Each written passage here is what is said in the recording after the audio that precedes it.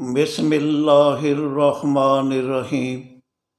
میرے آج کے قرآن لیکچر کا عنوان ہے کائنات کے مسخر ہونے تک قیامت نہیں آئے گی۔ جب ہم آسمان و زمین پر مشتمل کائنات پر غور کرتے ہیں تو جو پہلا سوال ہمارے سامنے آتا ہے وہ یہ کہ آخر اس کائنات کو عدم سے وجود میں لانے والی ذات کا نام کیا ہے؟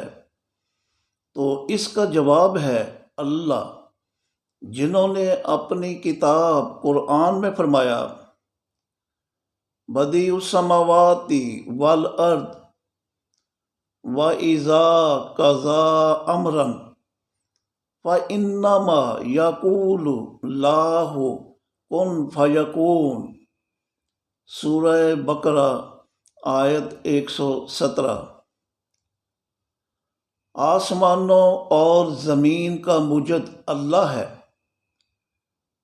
وہ جب کسی امر کا ارادہ کرتا ہے تو بس اتنا کہتا ہے کہ کن فیکون، ہو جا، تو وہ فوراً ہو جاتی ہے۔ چنانچہ شعور و ارادہ کے حامل اللہ کے کن فیکون کہنے سے جو زیرو سمت اور لامحدود کثافت والے بے انتہا گرم، بے انتہا لطیف اور بے سائز نقطہ میں بند مادی کائنات، وقت، شعور، حیات اور موت 13.8 ارب سال پہلے بگ بینگ کے ذریعے وجود میں آئی، اس کے متعلق اللہ تعالیٰ نے قرآن کی سورہ انبیاء کی آیت 30 میں فرمایا، کیا ان لوگوں نے نہیں دیکھا جو کافر ہیں کہ سماوات اور ارض یعنی آسمان و زمین ملے ہوئے تھے تو ہم نے انہیں الگ الگ کر دیا،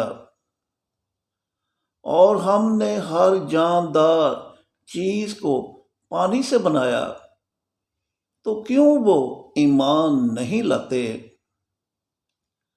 تو جس سوال کا جواب سائنسدان آج تک نہیں دے سکے کہ یہ بگ بینگ کیسے ہوا اور اس سے پہلے کیا تھا، وہ اس آیت میں پہلے سے موجود ہے۔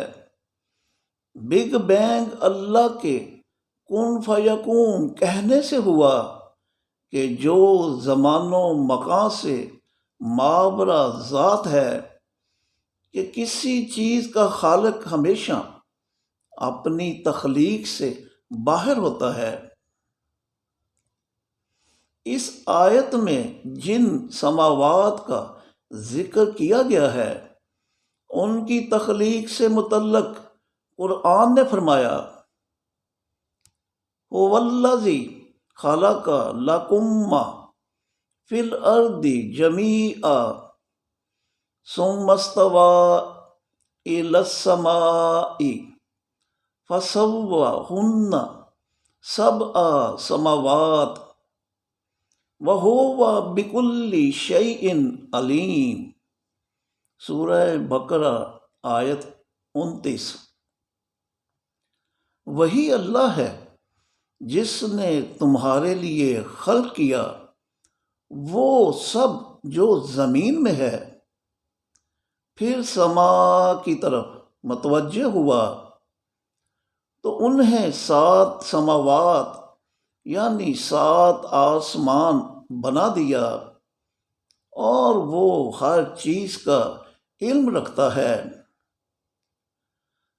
قرآن نے جو یہ کہا ہے کہ سما سے 7 آسمان بنے، تو اس طرح سما اور سماوات ایک ہی سپیس ہوئے۔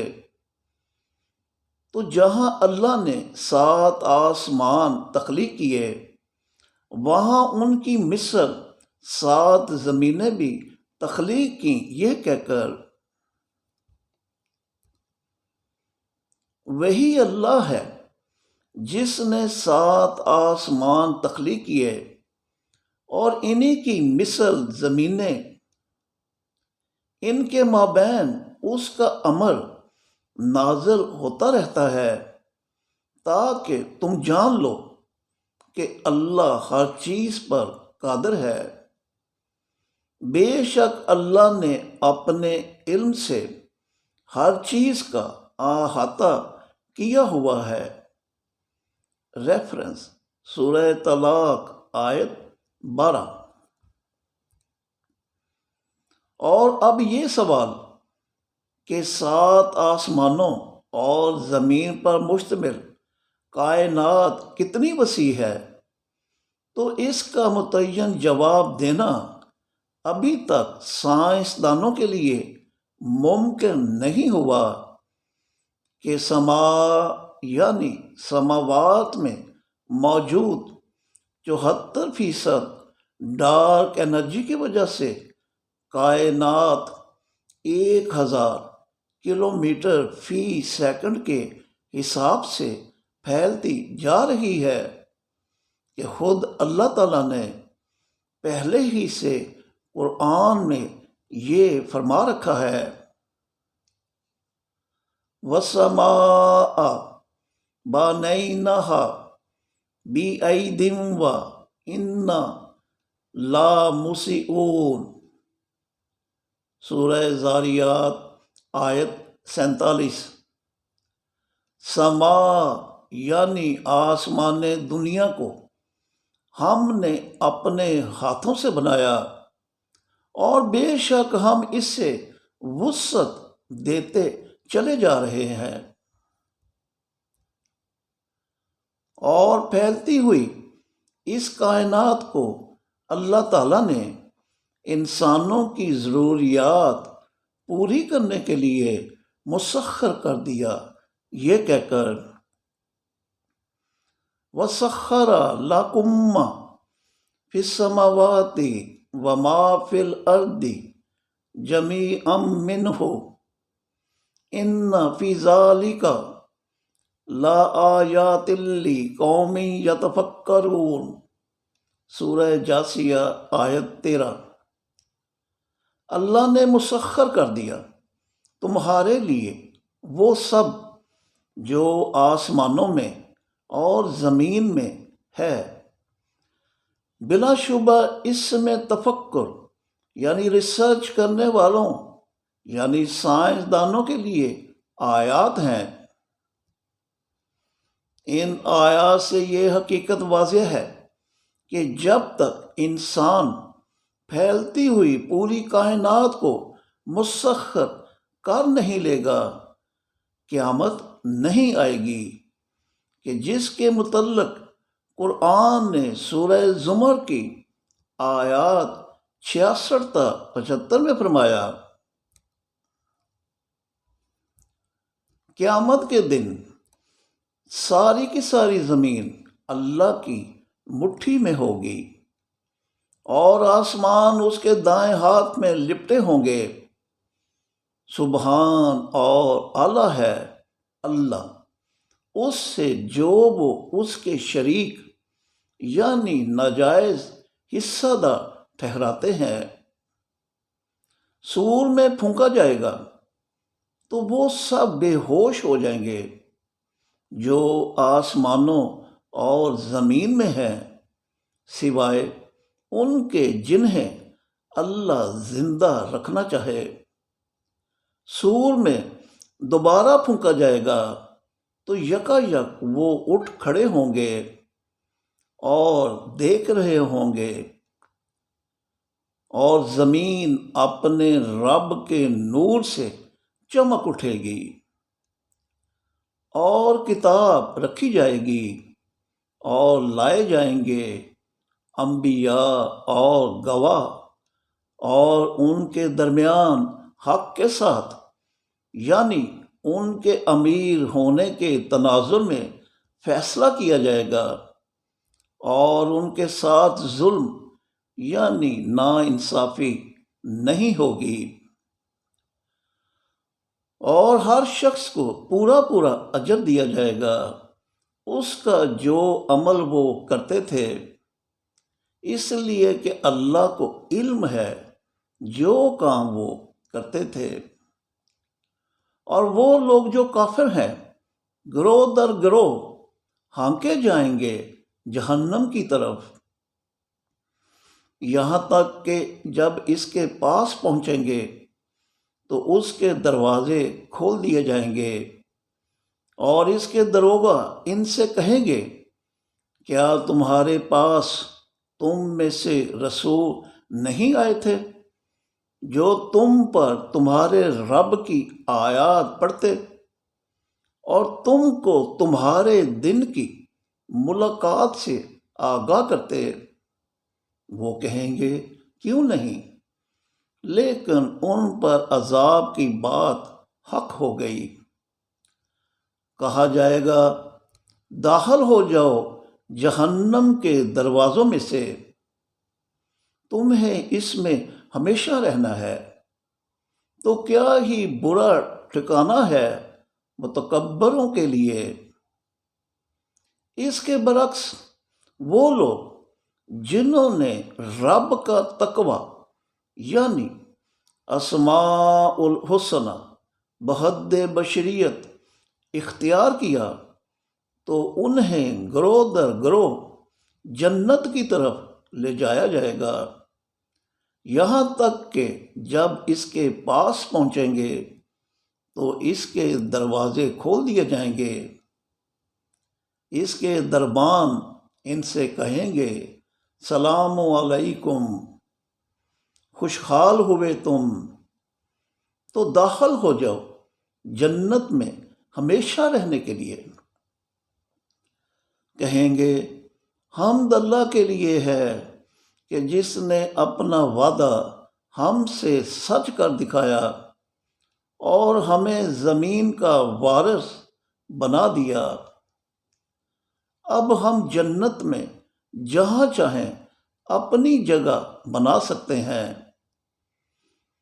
تو کتنا نعمتوں بھرا اجر ہے عالموں یعنی علم والوں کے لیے۔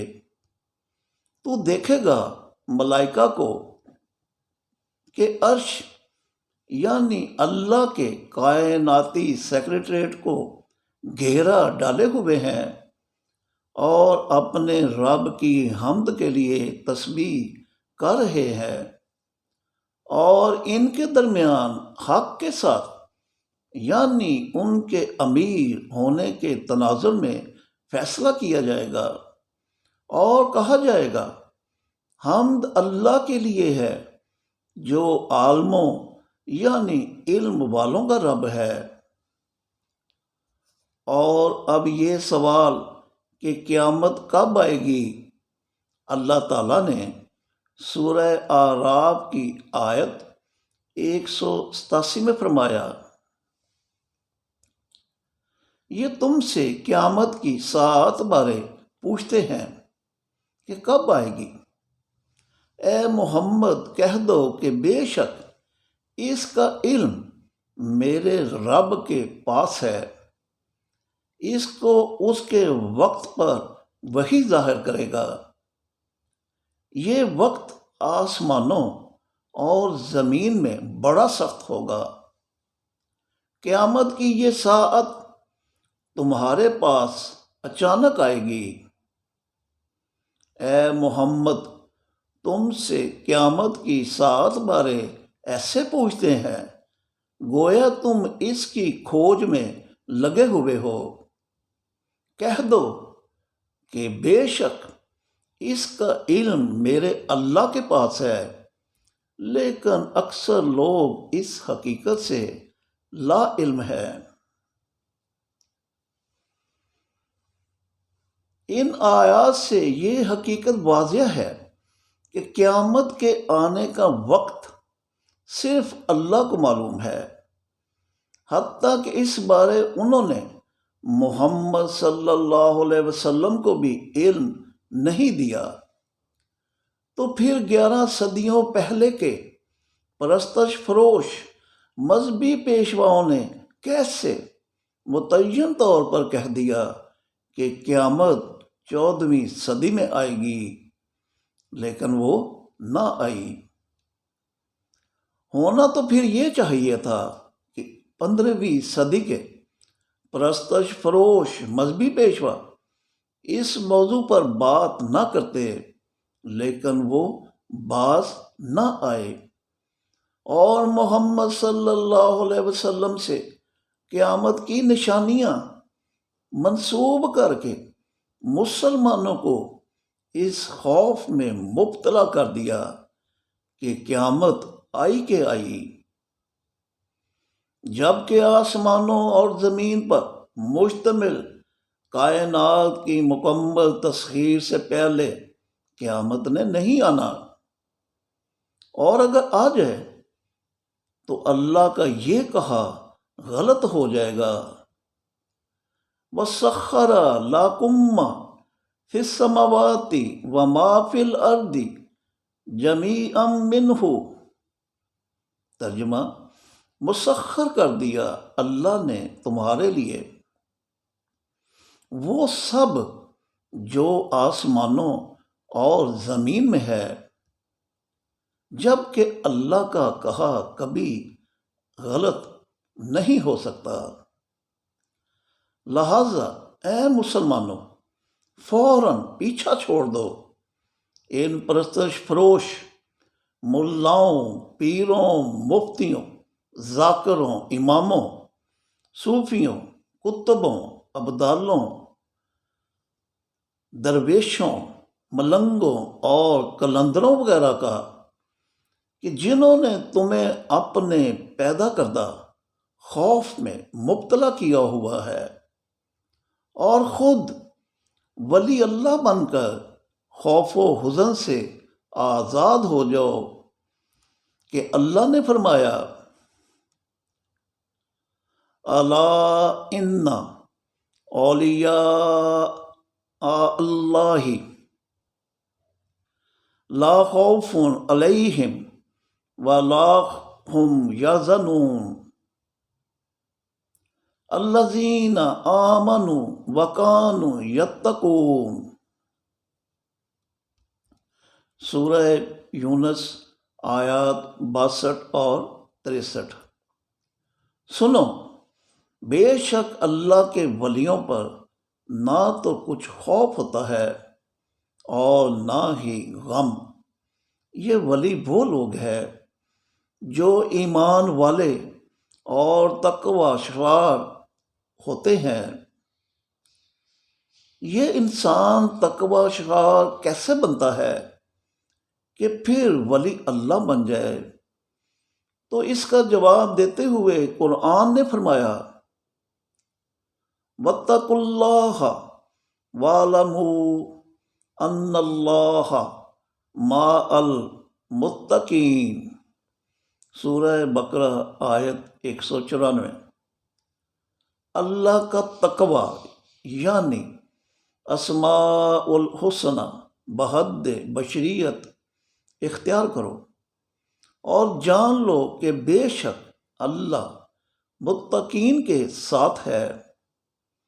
اور اب یہ سوال کہ انسان متقی کیسے بنتا ہے، تو اس کا جواب دیتے ہوئے قرآن نے فرمایا: الف لام میم ذالک الکتاب لا ریب فیہ ھدی للمتقین الذین یؤمنون بالغیب ویقیمون الصلاۃ ومما رزقناہم ینفقون۔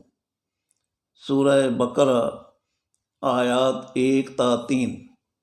الف لام میم یعنی محمد صلی اللہ علیہ وسلم، یہ وہ کتاب ہے جس میں کوئی شک نہیں، ہدایت ہے متقین کے لیے۔